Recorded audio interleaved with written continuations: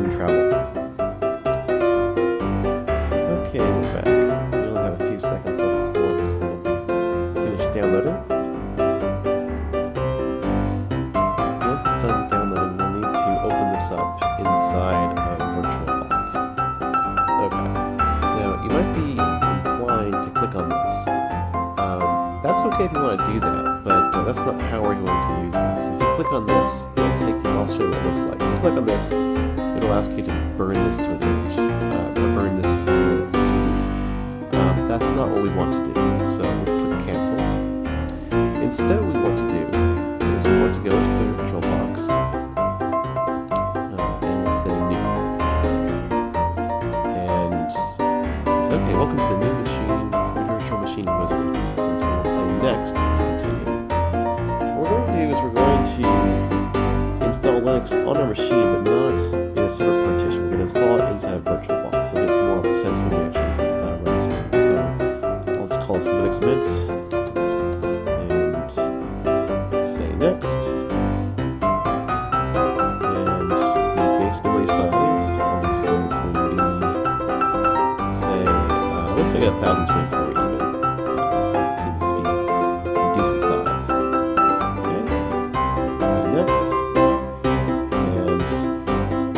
Next we're going to create our virtual hard drive. So this is going to be a hard drive that's going to be defined on our virtual computer. So we'll say next, and it's going to ask us for what type we want. And we don't really care, so we'll just click next. It asks a lot of questions.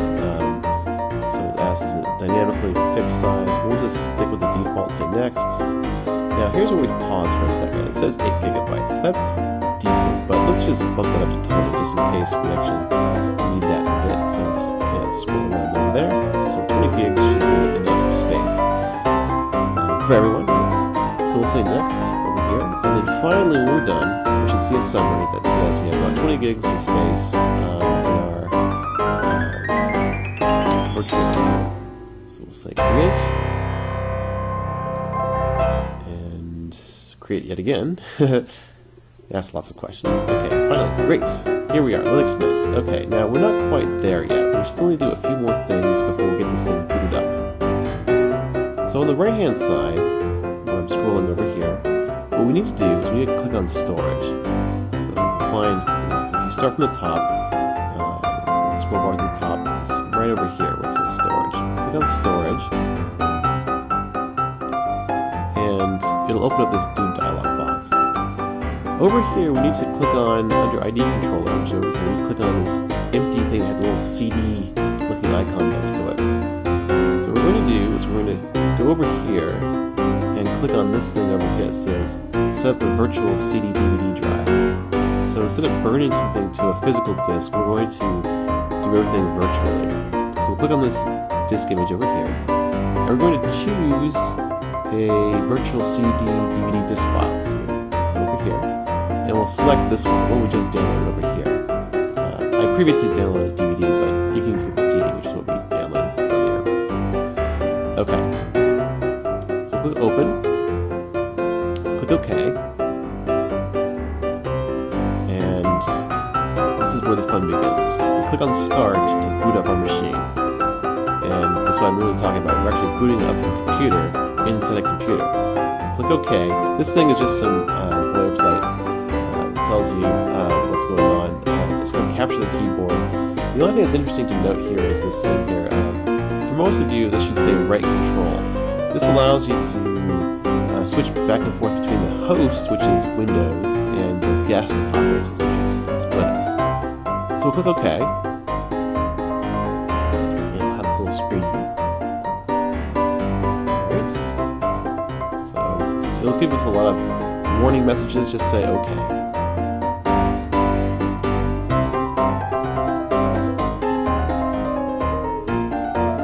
This is what Linux looks like when it boots.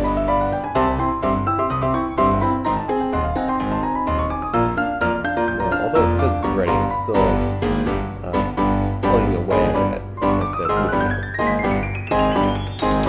You might see a few error messages here and there. It's no big deal.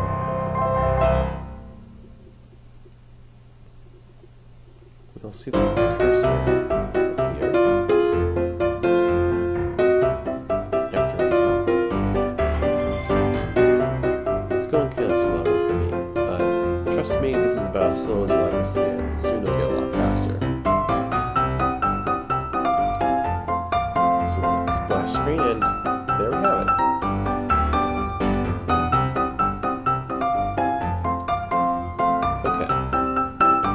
this is Linux Mint.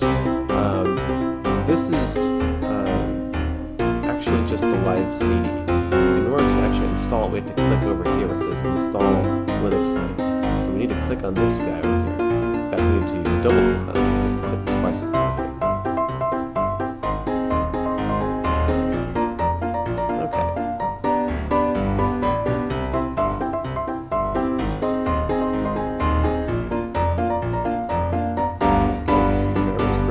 By the way, before we continue, let's maximize this. So let's make this go as big as possible.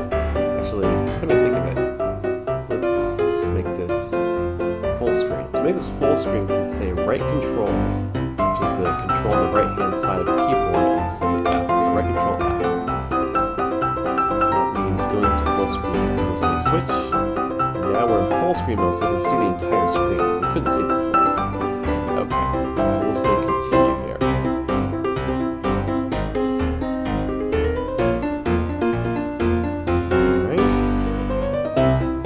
Good. Continue.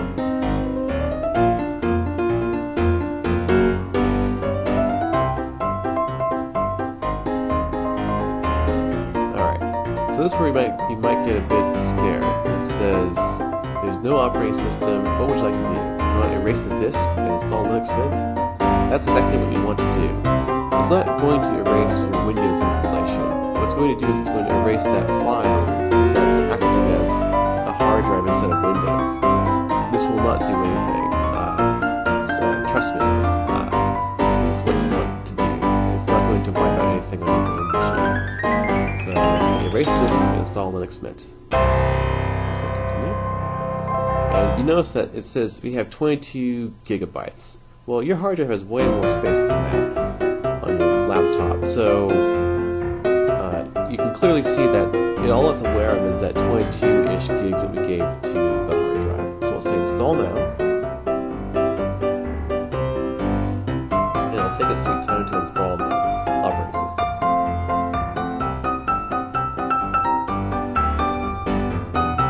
Alright, so even though we're in Massachusetts, at least I am in Massachusetts, we'll just pretend that we're in New York. It's probably easiest to say that. Close enough.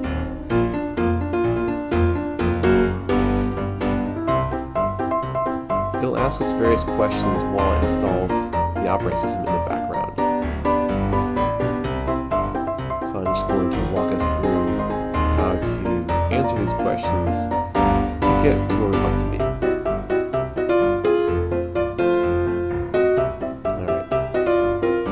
Just select the default one for this, so you just click on continue. You are using a US keyboard. Click on continue.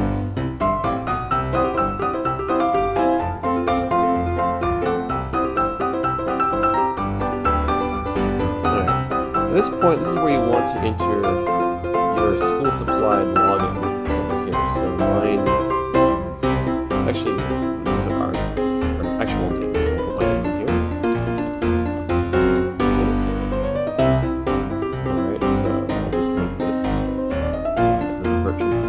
I'm going to change my username now. Just to be consistent, it's really makes a lot more sense to pick the username that corresponds to your login provided by the school. So I'm going to use mine over here.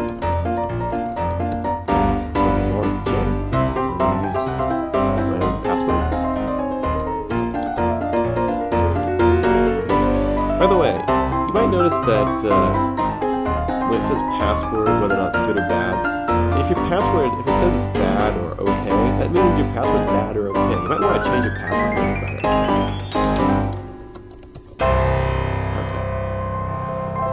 Okay. Alright. You can require a password to log in, or you can log in automatically. It doesn't really matter. Whatever you prefer. But as long as you're picking usernames and passwords, you might as well be consistent with whatever your username and password is supplied by the school. That's probably the easiest way to go. If you choose something different, they need to remember more than one password. So in this case, it doesn't really matter. So we'll click continue here. Alright. So at this point, the installer is going to show you how wonderful the operating system is. Great. So while it's doing that, you can sit back and relax. We're going to take a little break, and then when we get back, we'll show you what you need to do when we get near the end of the installation. So to do that, I'm going to switch back to Windows briefly. So I'm going to say right Control, and I'll say F again. So right Control F. Now you notice, by the way, even though Linux is running over here, we're still in Windows, right? We can run Windows applications. I'm running Chrome over here, and I've got this other application, VirtualBox, just another application. So it's just running as an application inside of Windows. So there you go. So while it takes its time to continue, we will pause for a minute. You might notice that it'll say at some point almost finished copying files. Okay, now it says ready when you are. It'll take a little more time for it to finish installing, but there we go. When installation is complete, you'll see this message. The installation is finished. What you should do is just say restart now.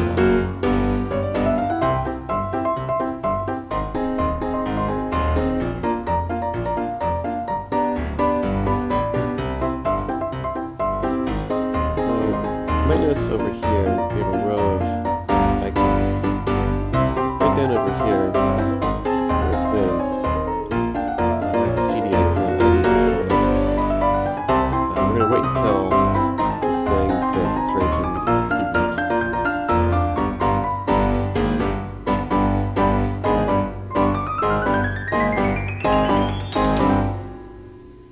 Okay. It says please remove installation media and close the tray, if any, and press enter. What it's actually saying is please remove the installation disk from the disk drive, from the CD-ROM drive. So we'll just push enter, and I'll restart the machine.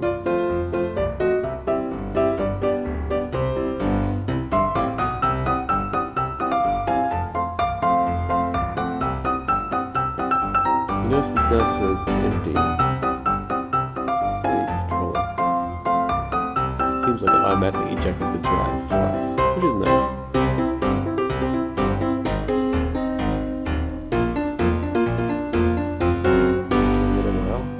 The system will finally boot up again.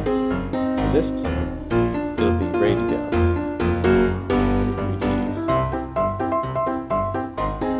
So I'll ask for a password. That's the one we entered in earlier.